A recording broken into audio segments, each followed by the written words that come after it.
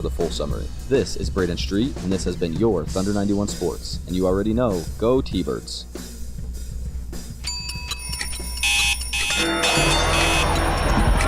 Ladies and gentlemen, welcome to tonight's main event. Where's the Friday?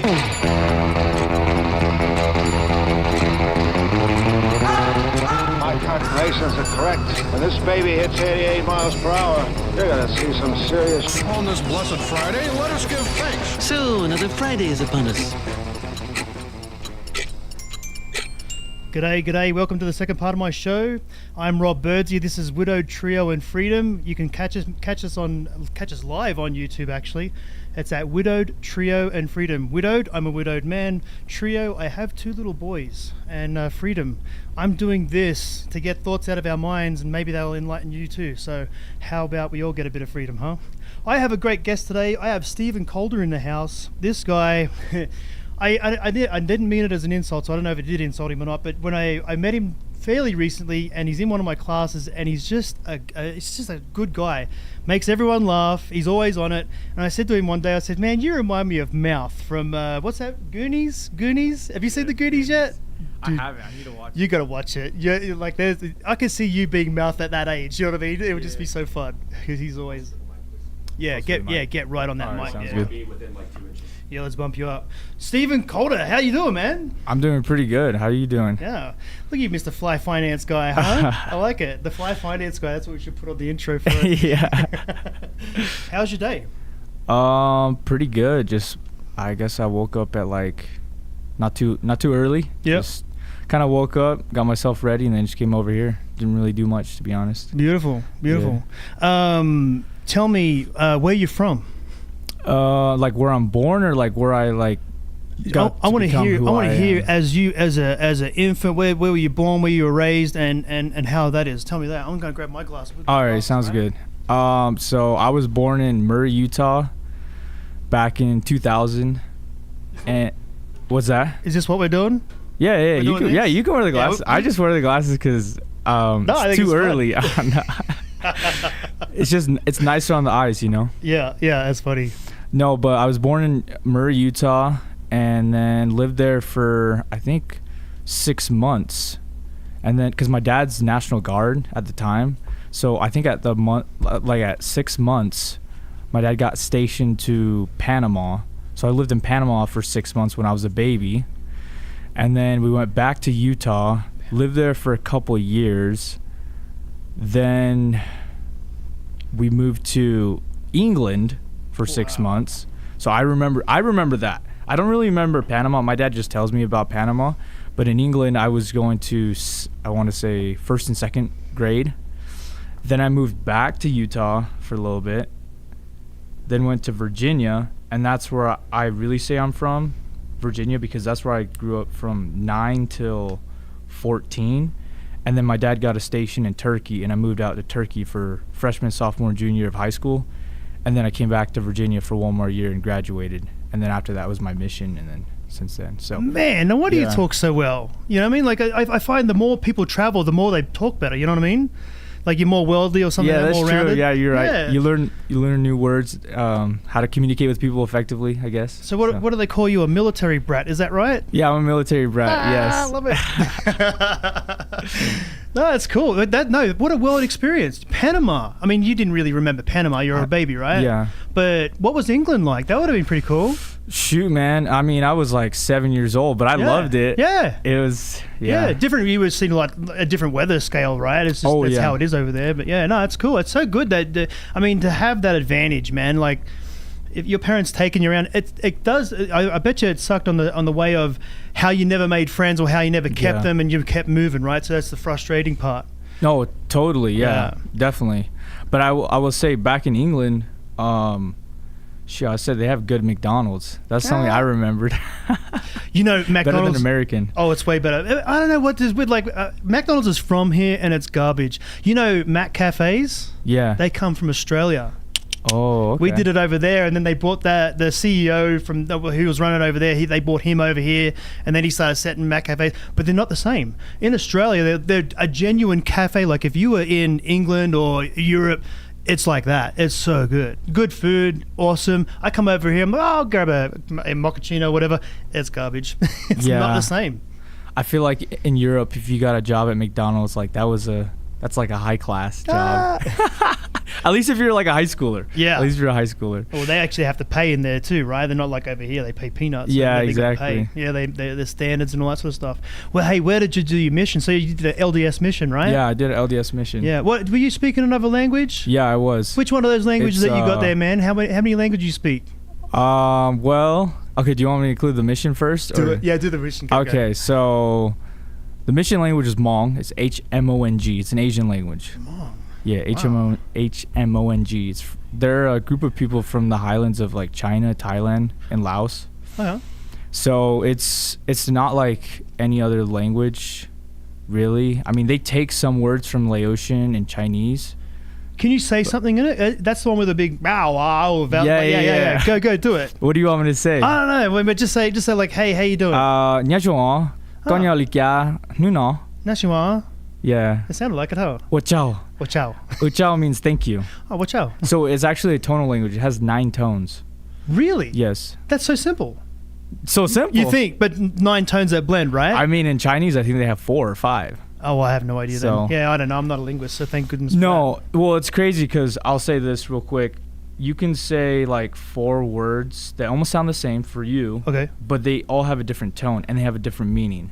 So like 4 words I'll give you. So the word, like I guess the root is duo, but I'm not giving it a tone right now. But if you say duo, that means to come. So like someone to come to you. Yeah. And then duo, that's like a low aspirated. That means Ooh. to die. And then duo with like no tone, that means to kill. And then duo means to hold. So like if you're I holding a glass what of if- water. What if I said "dua"? What does that mean? That one was like a mix of 2. So Oh, there you go, Yeah, tell that didn't really make any sense. I'm sorry. Yeah, you have to be very specific with the tones. That's funny. So Yeah. how long did it take you to learn that? Was that through the mission? Yeah. So like obviously when you The MTC, is that right? MTC, yeah. Yeah. So it's like a 9-week. So you're in the MTC. That's so awesome. Yeah, so 9 weeks. Yeah. You know that that's created so many language teaching programs, and it's all from the LDS church. Wait, really? No joke, man. Oh, that's crazy. LDS church do it better than anyone. So they looked at that, and because it's so intensive. I mean, you guys talk about that. Just talk about how you learnt that language. You got you're on your mission. Bang! First thing you do, go. I mean, okay, I'll tell you this. First day in Provo, I get checked in, and then I think they like kind of did like this little speech for an hour, just like, oh wow, you're on a mission, like good things are gonna happen. And then Yeah. immediately after that, it's like, okay, now you're gonna meet your mission teachers in the Provo MTC, and once we get to them, they were all speaking in Hmong to us. They were escorting us, telling us to do stuff in Hmong, like from the go. And it was like, we were like, what the freak is this? How are we going to learn this? But it's amazing how in the first day we were able to like know how to say like greetings, how are you? Like just most stuff that you would like prepare yourself to know if you go to a country and you're just going to be there for a vacation. So that's basically what we did from the get-go. And Yeah. from that point, we were just every day reading words, practicing with each other. Like we would make it a challenge to speak only Hmong. Yeah, that's what they do. Yeah. They talk about that. It's very rare when they actually add English into it. Is that right? Or they don't at all? I mean, you do some English because, I mean, you're from the get-go. But Yeah. the point is to Immerse. immerse yourself, exactly. And I did serve stateside, so it was in Fresno, California. So it was a little, speaking Wow. that, yeah. How big is there a lot of people there like that speak that language? Yes, in Fresno and kind of the Central Valley of California, not just Fresno, but if you go north to like Chico, Sacramento, I want to say there's like So you covered all that? no. So my mission was a Fresno, California mission, and it was, I guess, the most north we went was Modesto. Don't tap the table. It comes through the mics. Yeah, Oh, we sorry hear, about that. You hear the boom, boom, boom. And Yeah. It really upsets him. Sorry about that. No, you're good. You're good. I'm about to cry. My bad. Sorry. I like to No, sometimes you're talk good. with my No, yeah, hands. yeah, get- so- No, Yeah. talk with your hands. I'll talk with my hands. Don't talk with the table. I won't talk with the table. That's right. I'll be nice to the table. I love it. I love it. No. So that's pretty cool. I mean, you, to go through and you've learnt that language. Let's talk about you speak French as well, right? A little bit. Je parle le français un peu. Yeah, they sound good. Yeah, Merci, merci beaucoup. There you go. Merci beaucoup. Yeah. Yeah, but I learned French in high school, and I think I got as far as bonjour. So how do you say my name is? What is it? Je m'appelle Robert. Yeah, je m'appelle Robert. That's Je about m'appelle it. Robert. That's as far as I got. And the teacher, I was not a great kid, guys. Please don't hate me for this, but me and a couple of guys, we had a teacher just to come in for one day, and he's there, and I mean, we made him cry. It was not one of my proudest moments. You made the French teacher cry? Yeah. How? His name was Mr. Govelton, and I really do wish him well. I'm so sorry, sir, but we were just little punk kids, man, and we just wouldn't stop, and we were just mucking around, and he lost it. And then he lost it to the point he got so angry he cried. And I tell you, the way how he lost it, I probably would have got my butt beat if it was my dad. Do you know what I mean? Like, it was so bad. And it hurts my heart just talking about it. So, how old were you at the time? Nah, I was like 13, 12 or something. Yeah. I was an idiot. Just such an idiot. I used to be a punk back then too. You get it. Yeah, you get it. Yeah, it's some things we do, and it scars you for the rest of your life. Because we just want like a reaction from the teacher. We want some conflict. I don't know what it is, bro. Oh, it's horrible. That's horrible. But so, I mean, that's pretty cool that you're so inept to go after that. You know what I mean? Like, you're probably tuned that well that you probably could pick up languages fairly easy if you immerse yourself, right? Well, I'll tell you this. I think what really helped me to, like, try and learn languages is my dad. Because when he got into the National Guard, he had already learned Spanish, right? He started a mission. So he learned Spanish. And so he came in as a linguist, learning Spanish, and then also he started learning Arabic. And then as well, he learned French.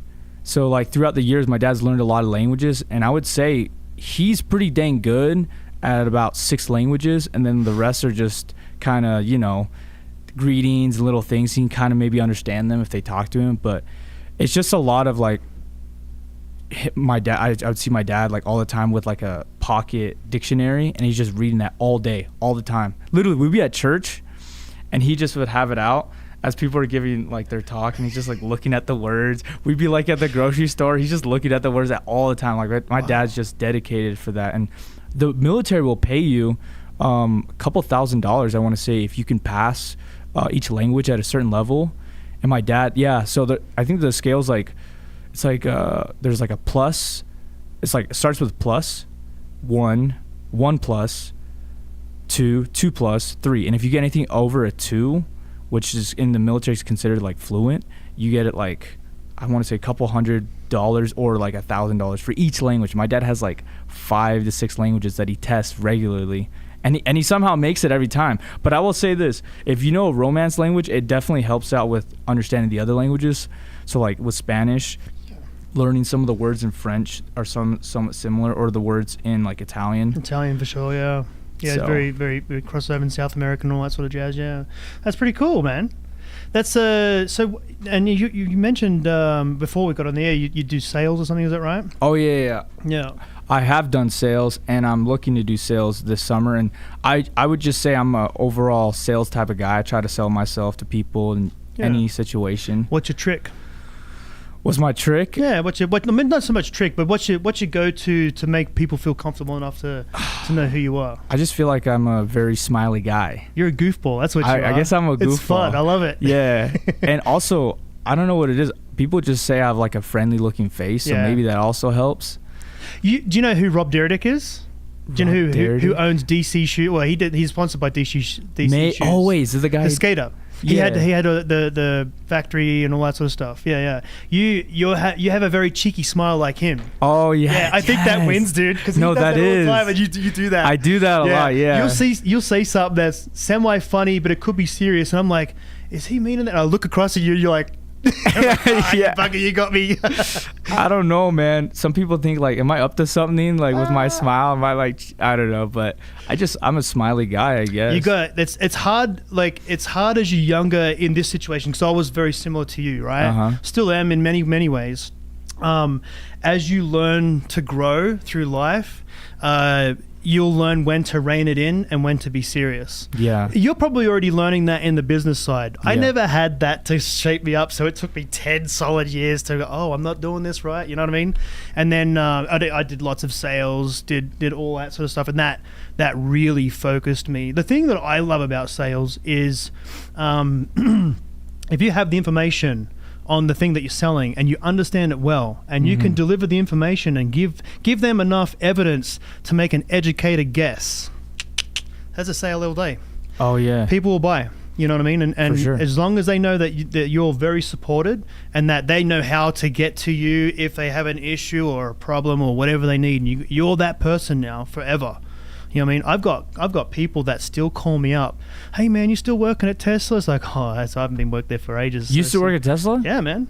Doing sales or? Dude, I did sales. I opened up a location in Denver, Cherry Creek. I did a bunch of stuff with them, eh? That's You know, crazy. and it's all because of I'm not a Guido trying to push a car. Yeah. I'm the guy that's educating you on the car. And those cars are absolutely phenomenal to drive. They're so intuitive. I mean, this day and age, you could park it against a brick wall, whatever. You jump in to go. You don't nominate no gears. You just sit in the seat, put your foot on the brake, and don't even look backwards. You got a screen right there. It'll just go backwards. It is pretty sweet. Yeah, they're a sweet car. It's a shame that all that garbage is I got going a with question that though. company. Yeah, please. fire How's away. it though with like going on road trips?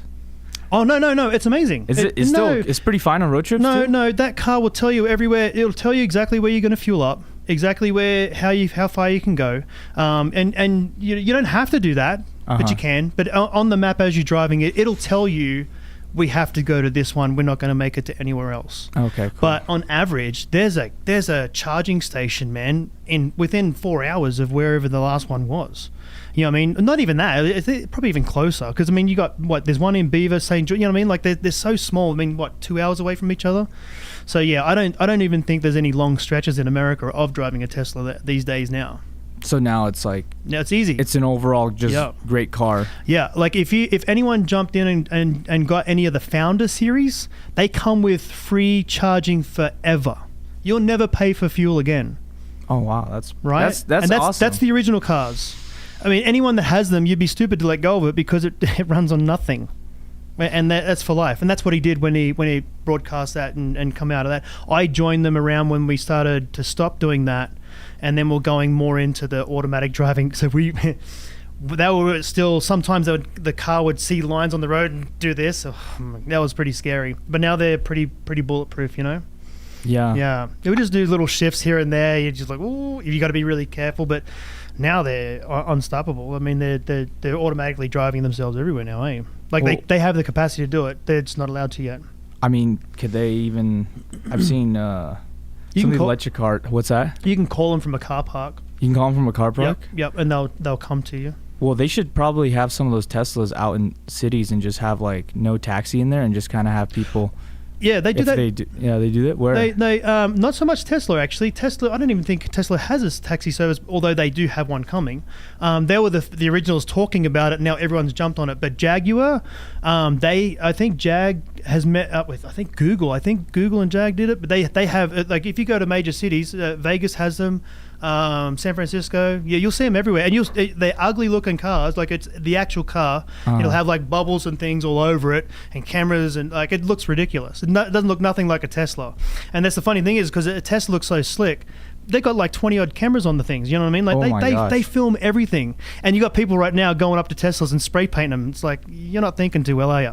Yeah. You're getting watched right now, and it's recording every day of the week, all the way. Dang, that's car kinda parks crazy. and all. Yeah, it's a new life, man. We're going into that. I would say that's kind of interesting. You're talking about how like a new life or something, because I mean, I was born in 2000. I've kind of had these thoughts recently, like I kind of wish I grew up in like your time frame, like the 80s. It was good. 80s, 70s. I couldn't do what I did when I was younger. Like, I couldn't do that now. Yeah, I wouldn't want to. I got a question, like, when you were a kid or even like young 20s, you could do something somewhere and your mom would even know. Yeah. But now it's like people have social media, there's cameras everywhere. It's just kind of, we live in this surveillance type of world. When you were 20, when you were born, I was 21. Oh, wow. Yeah, there you go. Was the 20s pretty good? Or sorry, not 2000s? Yeah, 2000 was great. Yeah, 2000 was, so we did the Y2K thing. Have you heard of that? Everyone heard of freaked that. out about computers, not the date on the computers ruining and everything. They thought the whole world was going to shut down because the computers weren't coded to go for the date to go over to the 2000. So it was like 1999, and no one programmed to accommodate for the 2000. But they went in and patched it, and everyone was like, and it worked. Oh, yeah. It was just crazy fun things, you know. But through that time, like I was, when I was 17, 18, I had my first brick phone. You know, it was like one of those big Nokia things, and it was a 5110 or something like that, or 5880. But going from this tiny little screen, and you play these little games, like, you know what I mean? It's nuts to see it, where it is at now, and now we got this much power. Oh, yeah. You know what I mean? This is nuts. This is so cool. I love it. It is nice. It is a blessing. Yeah, It you guys definitely have is no a blessing. idea. Yeah, I had to go to the library, man, a lot, and you got to research, you got to hunt. You know what I mean? Like doing research now at a university, we got no excuses because that's so easy. So man. I think it's like a double-edged sword because 100. if you use it properly, you can communicate with all these people around the world, which is like 20, 40, 50 years ago was so difficult. Now it's like so easy. You can see their face and all that. But at the same time, if you're not doing the right things and you're not getting yourself out of your room or your house or anything, and you're stuck to your device, you can become very like antisocial and not really live the life. It's so like, true, man. yeah. And I think that's happened. Well, that's a divide and conquer, right? So it's like the two-party system, everything. The system is pushing us away from each other and keeping us in dark rooms. So I was just gonna say, this kind of reminded me because you were talking about how moving around and not having, I guess, that stability, how that affected me. It makes you stronger. It made me stronger, and I'll say this, like, you know, being the new kid, like at different schools and like different countries and different places, Target is a target, and also like it can be hard to make friends, but it kind of taught me to just be myself, like, you know, just regardless, because there are going to be people that are going to, you know, want to be your friends and stuff, but also like you just have to communicate. It really forced me to like, go out of my comfort zone all the time. Like you were saying, it makes you stronger. And I feel like a lot of these, maybe some kids nowadays, like if they don't move around a lot or they're always on their device, they're not really challenged, and they're not going out there to meet new people and talk to people. And most people don't even move away from their hometown. They don't even go away for far enough for a vacation. Crazy. For their whole life. Like, I wonder what that statistic is on that. If I had someone just to look it up, it'd be interesting to know. Yeah. Nah, you know, I think well, there's also a lot of Americans I've met here at SAU, and I asked them, have you been out of like the country? Like, nope, I've just been like California, not even Mexico, Arizona, not even Mexico. And it's like, what are you guys doing? Like, there's a huge world out there, and there's so many people. You know, a few years back, you could go to Mexico on your driver's license. I did it. Oh, really? Yeah, you could just cross the border and come back in. I think now you might need a stamp. I think you might be able to still do it in a sense. I don't know, but that's crazy, right? Yeah, it is. Pretty It's so crazy. easy to do it. It's like Canada's not far away. That's like, I don't know, 16 hours that way. What are we, like 12, 14 hours? No, 12, actually less than that. It's probably about 9 hours that way is Mexico. You know what I mean? Like, it's not far. Or even go to Canada. They speak English. Yeah. Canada's a harder place to get into, believe it or not. Really? Yeah, if you're a felony and things like that in America, you can't get in Canada. Yeah, you'll be locked up. Well, they just kick you out. They're pretty harsh on it. They're very standard. It's the same as same as me coming over here. If I had a record, I couldn't come in this place. You know what I mean? They wouldn't let me into America. That's good. But I've got a clean record and everything's good. I was so lucky. Well, then I got a question for you. How did you get from Australia to America? Oh, this is a big airplane. Oh, just everything. Okay. No. You know what? There was a guy. His name was Jamie. He was from New Zealand, and we met probably about 4 or 5 months beforehand in Australia. And he and I was running an excavator, and he was running the dump truck, and we were just doing that from job to job, and we were just kicking around with each other. You know, sort of two worlds collided. At the time, I was burnt out, had no idea what to do. I was working a bunch of different jobs. I had realized that life had a different plan for me, and I was on the wrong one. I just felt like everything was there, and I could have whatever I wanted to, but it was alien, and I felt like I was in the middle of the Pacific Ocean, and I wasn't meant to be there. You know what I mean? Like I felt like if I stay here any longer, I'm either gonna die or go to jail or something. Like I don't know. I just felt like I wasn't growing. And it wasn't substantial enough for me. So, and to that effect, I did some go-karting. I did a bit of car racing in Australia.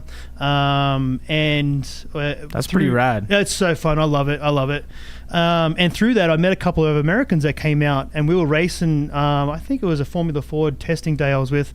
We were down there, and we're pulling laps, and I'm out there going, and some other guys testing as well. And he's like, man, how do you do that so smooth? They're really hard cars to drive. There's no downforce on them, so it's all it's all mechanical grip, not aero, you know. And I was beating him, I think, on top of his time, like I think I was like half a second or something, which is a lot. Oh, yeah. You know, for racing. And he's like, I can't catch you. Did you do any racing in America? No, well, that's what he said to me. He goes, you got to get to the USA. Yeah. You got to go do it. You know, you'll get paid to do it. In Australia, you pay to do it. Oh, wow. It's so expensive. It's ridiculous. I spent everything I ever had. Like, it wasn't worth it. The experience was fun, though. Yeah, I was going to say. It was pretty fun. But, I mean, while my life was doing that, and I've chased so many dragons, man. It's like dream chasing, you know what I mean? Are you like an adrenaline junkie? Not adrenaline so much, although I do like some adrenaline things, you know. Like, are you a risky guy? Because I would say I'm kind of a risky guy. I am a little bit. I'm more calculated now. When I was younger, I never cared. Oh, yeah. Yeah. I definitely say. When I was younger, I'd jump off anything and, you know, do all that sort of stuff. But now it's kind of like I'm a bit sore here and there, so it's like I'm a bit wary of what I do. But no, so like I was watching all of my friends. They're all got good jobs, you know, making money, and got marriages, and which that none of them. I don't even think any of them are still married now to those original people. I think one is actually. Yeah. Anyway, so that's awesome. Just to see, yeah, it's just such a tricky situation. Me and all my boys were like, let's go traveling before we settle down, you know, and we'll leave when we're like 19 years old. This is when we're 17. Yeah. And everyone got married, and it was just me. So then I just went traveling. You know what I mean? All by myself, and I think it was great to do so. Where did you go? Did you go like Asia? I went Europe. I haven't done Asia yet. I've done some islands and things around Australia. Done a little bit of Europe and England and things like that. And just the fact, like, I've traveled all across America, and I just think it's a dividing world. It's so cool, you know. But getting back to my main point is having me chasing my dreams, like all my savings. Like I think I dropped like almost $30,000 on racing cars. Oh wow! You know what I mean? And everyone looked at me like I turned a lot of heads, and my times were great, but I had no backing. I needed sponsorship, and that's why I didn't get the drives that I needed. So it was like. Oh. And that's where that other guy, he said, man, if you were in America right now doing what you do, you'd be there. And someone will pick you up tomorrow. You've got a great outlook to life. I'm like, oh, man, I've got to get to America. So that kind of planted the seed very, very early. Plus, I've been looking at America from a very young age. You know, I watched all the movies, and I automatically thought that my goal in life was race cars, get semi-famous for that, because a racing car driver wasn't famous at that stage. Not like today. Today, they're huge.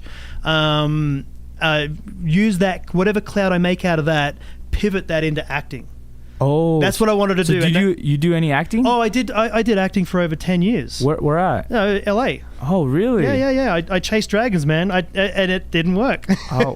That's awesome. It's the most time I've spent in one thing, and I think over the amount of money that I got paid for acting, which I got a handful of gigs that actually paid me a fair few $1,000s. But and they keep paying you as they're still watching them on TV or whatever episodes, or you know, you run, and then slowly it dwindles. You know what I mean? But out of the years, I think I was about 11 years in the industry, and we averaged it out. It was like maybe $10,000 a year. I was in the I made at the most. You know what I mean? Oh my goodness! I didn't make nothing. How did you survive? I had companies. I was tiling a lot of bathrooms, building a lot of kitchens, remodels, stuff like that.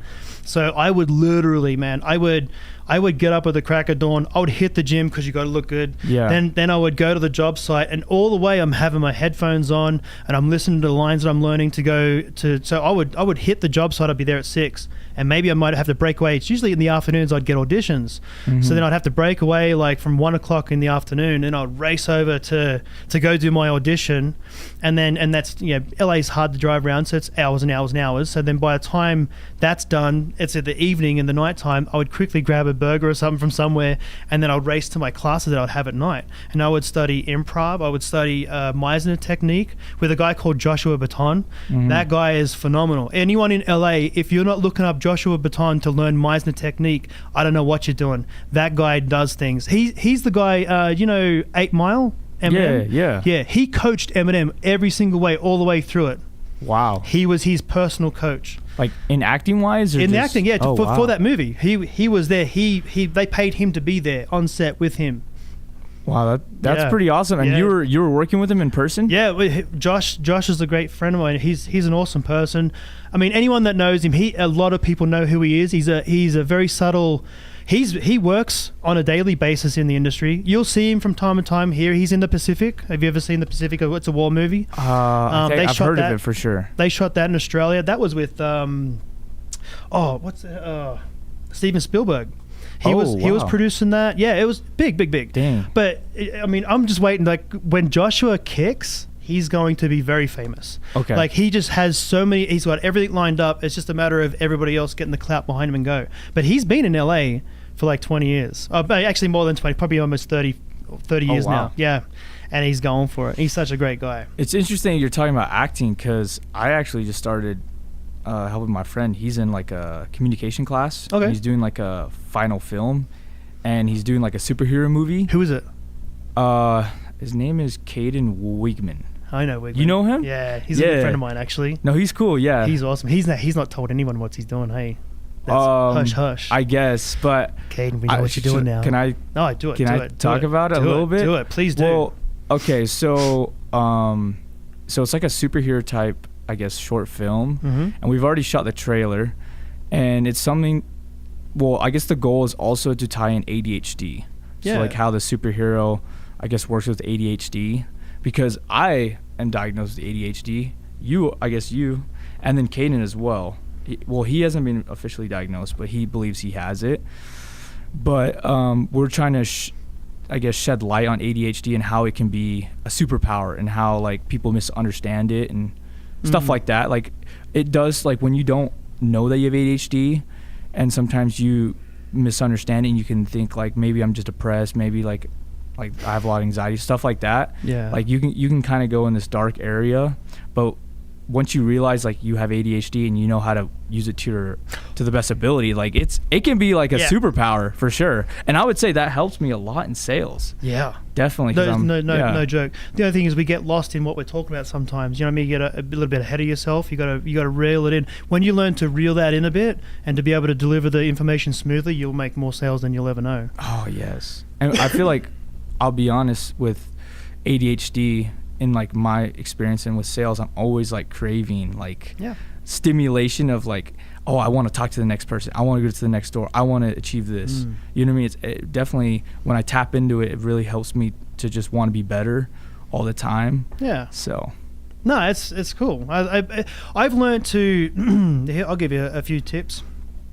If I'm driving somewhere and I'm pulling an all-nighter, I'm going to get there in the morning, I'll eat red Doritos.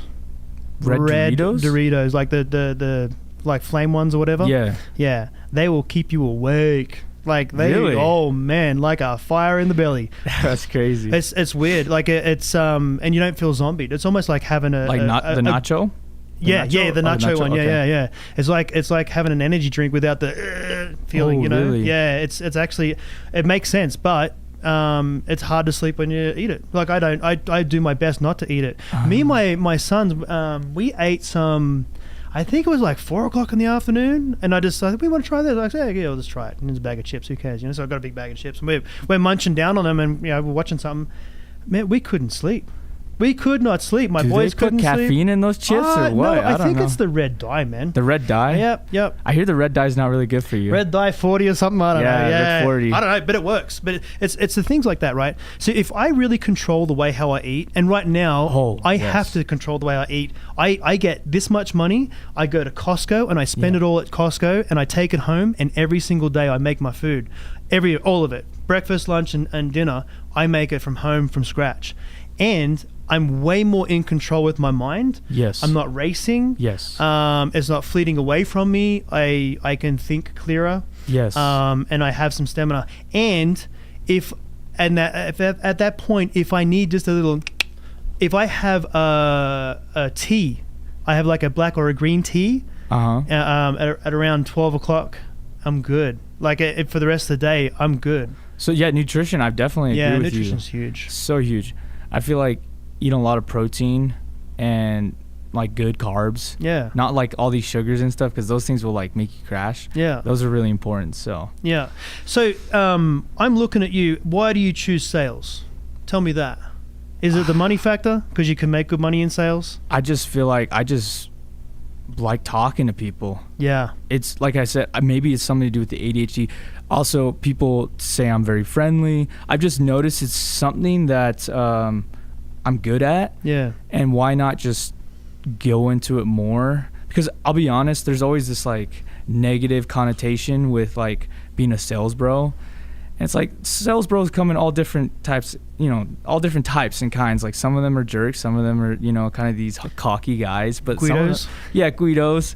I mean, but or jabronis, is that what they call it? Jabronis? Yeah, they think they're like these frat dudes. Yeah, you know what I mean. But like fronting. What's that? The way they strut in front. Strut in front. But I mean, it works. I guess some of them kind of become like that because they work really hard, they make good money, and then they live a lifestyle that they want to live. So, I mean, I guess, don't hate the player, hate the game. Oh, no, I totally get it. But there's some good dudes too. Absolutely. In sales and stuff. Yeah. And like, I don't know, sales is just, it's challenging. You know what I mean? I feel like life is hard, but like having a challenge and always trying to be better, I feel like that's what makes life even more meaningful and more fun. Because like if we did the same thing all the time and everything was easy, like life would be like no meaning. I don't think we'd have life. Exactly. Yeah, it's that grit that brings you through it. Man, I tell you, man, like for the last 4 years, I moved out here in 21. My wife died was it July 3rd? Sorry to hear about that. Right, from breast cancer in 2020. And from that point onwards, man, so many things have happened to me, and I was just straight up depressed. I'm sorry. And I'd never thought I'd get out of it. Like, I genuinely thought, this is just my life now. How'd you get out of it? I just, one day, I think it was like the third year coming through. I had brought my kids here to do some, like the summer camp stuff with the Shakespeare and the basketball camps. And that was awesome. But it introduced me to this, and I remember walking, like it's almost like as soon as I got out of my car and put foot on this ground here, it was like, oh, I think I need to be here. You know what I mean? And then I started thinking about it, like, what are my skill set? Hey, I'm a really good builder. I can tile anything really good. Like I can do really good kitchens and things like that.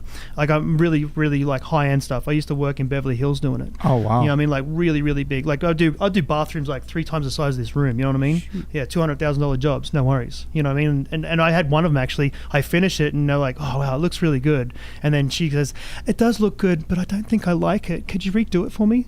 I want you to do it. And I redid a job again. Like wow. That was crazy. She was convincing you, huh? Well, they just threw money at me. Oh, they threw money. You know what I mean? Okay. Like you throw money at me, and it just and they were really easy to work with. So I could work there at any time. Most of the time they weren't there. They were celebrities and out doing stuff. So it was fun, Yeah. Wow. So that's my skill set. So if we go through that, so I can build things. I'm awesome at sales. I'm awesome at organizing sales and marketing and things like that, events and stuff. So I kind of enjoyed that. But when I was with, after Tesla, I was on the road a lot, and then, and I was hardly home. And Tesla's a hard gig to get, to really get going. You don't get paid much, but once your work catches up, you get paid. But you got to work a lot. I mean, you need to be selling like 30 cars a month, You got to go for it. Where were you selling it out of? All over, actually. All over? Yeah, I started in Salt Lake, and then once I realized what I do, they pivoted me here and there, and then went out to Denver, Cherry Creek and stuff. Do you do any type of sales now in here in Cedar, or is it just more of like... I left once I burn out from that, and I wanted to be with my wife. My wife was like, hey, our first pregnancy was a little complicated. When she got close to having the second baby, she said, I need you to be here, and Tesla takes you away too much, so get home. So that's basically what I did. I went from that, and I went into a furniture company, or a mattress maker, Diamond Mattress, and I worked with this young guy up there, and that was great. Like I traveled a lot with it, but at the same token too, that burnt me out. So I think if I'll do sales for me, you know what I mean? Like I think it's great. I think sales is a journey, and it's the journey includes you need to know your knowledge. You have to have knowledge on the products you're pushing and things like that, you know. So I think the more knowledgeable you are, the better salesperson you are. So the more you can be a problem solver for people, the better person you become. We're coming close to the end of the show. That happened real quick. Hey, that did. That was so quick. Do you have any messages you want to sort of put out there for people, or? Because I've got a question for you if when you're done with that. Well, I feel like it's just. Maybe a lot of people say this. Yeah. Oh, sorry. No, no tapping. You good. Don't tap it. Yeah. I'll put my hands down. No tapping. No tapping. You're good. Just take as many risks in college. Like if you want to do something, do it.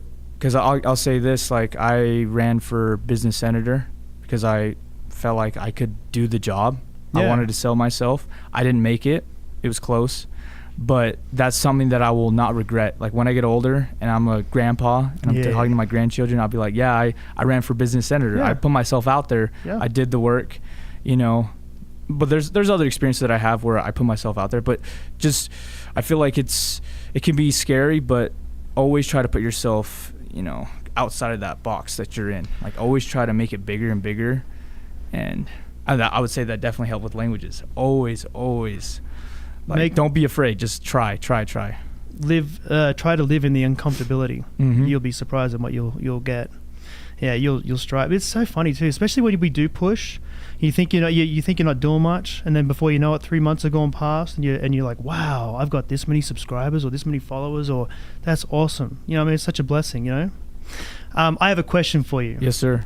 What makes the difference? And it could be with anything, whatever comes to mind. What makes the difference? Mm-hmm.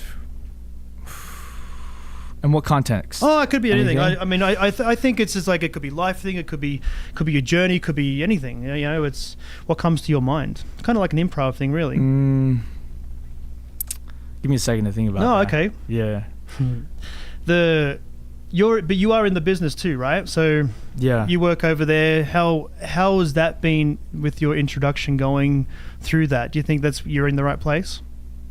Are you talking about like for college? For college and like finance and stuff? I'm stalling while you're thinking, my friend. I got you. I'm shooting you a question so you can go, well, I should do some communications. You probably should. Okay, I will say this. If we're just like very broad about talking like what is the difference? Yeah, what makes the difference?